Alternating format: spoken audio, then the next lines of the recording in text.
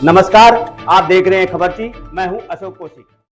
नारनौल विधानसभा से कांग्रेस प्रत्याशी व पूर्व मंत्री राव नरेंद्र सिंह ने आज रेवाड़ी रोड पर स्थित एक निजी होटल परिसर में बोलते हुए कहा कि मैंने 8 चुनाव लड़े हैं। पहली बार लोगों में जबरदस्त उत्साह और जोश देख रहा हूं, जो आज तक नहीं देखा गया। मैं समय का बड़ा पाबंद हूं, पर नौजवानों ने ट्रैक्टर, मोटरसाइकिल और डीजे के द्वारा स्वागत के इतने बंदोबस्त कर रखे हैं कि इसमें समय ज्यादा लग जाता है, इसलिए निर्धारित समय पर दूसरी जगह पहुंचने में देरी हो जाती है। उन्होंने भाजपा के 10 साल के कुशासन से जोड़ते हुए कहा कि लोग भाजपा की नीतियों से तंग आ चुके हैं। यह चुनाव जनता लड़ रही है, इसमें सबसे बड़ा योगदान एससी समाज का है। उन्होंने बड़े घमंड के साथ 400 पार का नारा दिया था और उनके नेता संविधान बदलने की बात कर रहे थे, तो इस समाज के लोग उठ खड़े हुए और विरोध किया। इस विरोध ने कांग्रेस को ऑक्सीजन देने का काम किया। इसका उदाहरण अयोध्या सीट है, जो सामान्य सीट होने के बावजूद श्री राम को लाने का दावा करने वाली भाजपा वहां पर बुरी तरह से पराजित हो गई। राव नरेंद्र सिंह ने आगे कहा कि नारनौल विधानसभा की सभी 36 बिरादरियों में जबरदस्त उत्साह है, इसके कारण भाजपा को पसीने आए हुए हैं। उन्होंने उदाहरण देते हुए कहा कि कोजिंदा में 4 घंटे तक सैनी समाज के लोग और महिलाएं इंतजार में बैठे रहे। उन्होंने उपस्थित लोगों को चेताते हुए कहा कि भाजपा के लोग बाहुबली हैं, दौलत के बलबूते पर मतदाताओं को बरगला सकते हैं, इसलिए सभी मतदाताओं को चौकसी रखने की बड़ी जरूरत है। पूर्व मंत्री ने कहा कि प्रदेश में कांग्रेस की सरकार बनने जा रही है, इस कारण भाजपा बौखलाई हुई है और उन्होंने कांग्रेस घोषणा पत्र पर विस्तार से प्रकाश डाला। उन्होंने कहा कि कांग्रेस जो घोषणा करती है उस पर अमल भी करती है, क्योंकि वह राष्ट्रीय दल है और अपनी जिम्मेदारियों को समझती है। के नेता कहूं आदरणीय श्री टीकाराम जी जूली, वह कांग्रेस के चुनावी महासंग्राम में राव नरेंद्र सिंह के साथ कंधे से कंधा मिलाकर चल रहे 36 बिरादरी के समस्त योद्धागण से कोई जोर सही है पर लोकसभा चुनाव के अंदर जब प्रचारों में गए ना, तो यही सिस्टम देखने को मिला। जब कुर्सी खा लेना है तो सारा नेता फिर आगे जाए। अब बैठ गए, अपने बैठ जाओ। अब आप लोग के अंदर प्रॉब्लम बन चुकी है और 5 तारीख को वोट डालना। अब कई आदमी तब भी हवा ले रहा है, कहीं नहीं सकते कौन जीत सकते। तो मैं एक बात बताओ, ईमानदारी से अपने दिल को हाथ रख के बताना, झूठ मत बोलना, तुमको तुम्हारे देवता नहीं शोभा। कांग्रेस की हवा है कि ना है? बात बन रहा है ना। बीरबल की धरती बहुत समझ के फैसला करेगी और आप लोग 5 तारीख को भाई नरेंद्र को ज्यादा से ज्यादा मतों से जिताएं। अभी उन्हें आप लोगों का सभी का बहुत बहुत आभार। सबसे पहले मैं धन्यवाद करना चाहूंगा भाई टीकाराम जी का,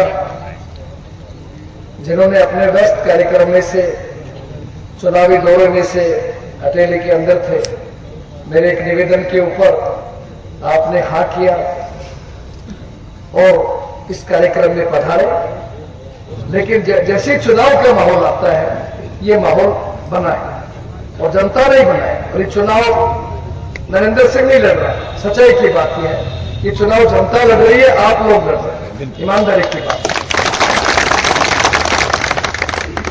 और इसमें बहुत बड़ा अगर कोई हाथ है, ये नहीं है मैं आपके सामने हर मीटिंग में कहता हूं, चाहे हमारा समाज हो या ना, उसमें बहुत बड़ा योगदान है तो एससी समाज का।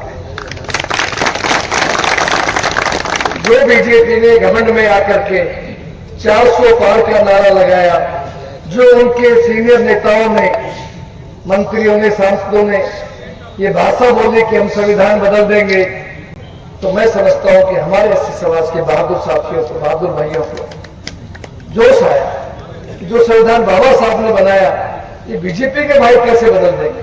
और बस वो पैरों पे खड़े हो गए और कांग्रेस को ऑक्सीजन मिल गई, संजीवनी मिल गई। इस मायने जोली साहब मैं ठीक कह रहा हूं, और अपनी सच्चाई को सच कहना चाहिए। और उसका सबसे बड़ा उदाहरण दे दिया आप लोगों ने अयोध्या के अंदर, जो एक सामान्य सीट थी, और जो भाजपा घमंड के अंदर कहती थी कि हम भगवान राम को लेके आए हैं, भाई ऐसा नहीं है, बल्कि भगवान राम हमें लेकर के आए हैं। लेकिन सत्ता का नशा ऐसा ही होता है। तो वहां देखिए आप, इनकी सामान्य सीट पे बीजेपी के एमपी को और अपने एससी समाज के भाई ने, जो समाजवादी पार्टी से है, कांग्रेस गठबंधन से है, उसको हरा करके आप एमपी बने हैं, जो राहुल जी के अखिलेश जी के साथ बैठते हैं। कितनी बड़ी बात है। तो ये होता है समाज का एकता, समाज का बल जो आप दिखाया। वही बल, वही एकता हरियाणा के अंदर कांग्रेस की सरकार बनाएगी, ये निश्चित रूप से मैं कहता हूं। मेरा ये निवेदन है आप सबसे, विरोधी पक्ष को कमजोर नहीं समझना चाहिए। बहुत ही हर चीज में बाहुबली है, धन बल में आप देख ही चुके हो, तो इसलिए कुछ भी कर सकते हैं। और लोगों को समझाओ कि भाई आज मुकाबला बीजेपी और कांग्रेस में है। 10 साल बीजेपी हम देख चुके हैं, तीसरी चौथी जगह को जा रहा है तो बहुत खराब कर रहा है, और वो इनडायरेक्ट रूप से बीजेपी की मदद कर रहा है। इसलिए बहुत जरूरी है कि आपने बीजेपी का शासन देखा, हरियाणा के लोग सब कांग्रेस का राज बनाने का संकल्प ले चुके हैं। प्रचंड बहुमत के साथ आपकी पार्टी की सरकार बनने जा रही है। और जो जबरदस्त तरीके से कांग्रेस पार्टी ने जो घोषणा की, हर बात को ध्यान में रखते हुए, उससे लोगों में और भारी गुस्सा है।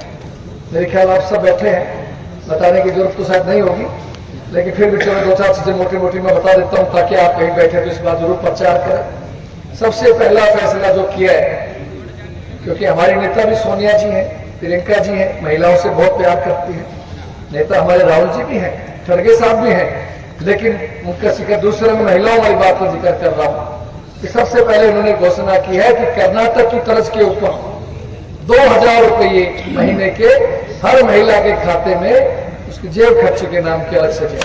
देखिए कितनी बड़ी बात सुना ही नहीं था, हमने पढ़ के आश्चर्य हुआ, क्या हुआ, कैसे आया। फिर उन्होंने बताया, वो यहाँ आए हुए थे कर्नाटक से, कि हमारे जो है कर्नाटक में कांग्रेस पार्टी दे रही है बुढ़ापा पेंशन 6000 रुपये, दिव्यांग पेंशन 6000, विकलांग और विधवा पेंशन 6000, 300 यूनिट बिजली फ्री, 500 रुपए में गैस के सिलेंडर की व्यवस्था, 25 लाख रुपए तक। जैसे जूली साहब की सरकार राजस्थान में किया था, गहलोत साहब की सरकार ने स्वास्थ्य बीमा की पूरी तरह से जो भी आपका खर्चा होगा स्वास्थ्य के ऊपर 25 लाख तक का सरकार की तरफ से किया जाएगा। और हम गांव में जाते हैं ना, भाई गोडा खराब है, अब ये स्पेयर पार्ट बदलवाई कोई दिक्कत की बात नहीं, अक्टूबर के बाद जो इलाज कराओ, पैसा तो लगेगा नहीं, हम और बढ़िया फिट हो जाएंगे, लंबी आयु जिएंगे। इसी तरह से सरकार ने पड़े हुए खाली पद 2 लाख पदों की भर्ती, family ID, property ID portal की खत्म कर देना, हर गरीब को पीला राशन कार्ड, दोबारा से 100 गज के प्लॉट, और साथ में 3.5 लाख की लागत से 2 कमरे, रसोई बाथरूम बना के दिया गया।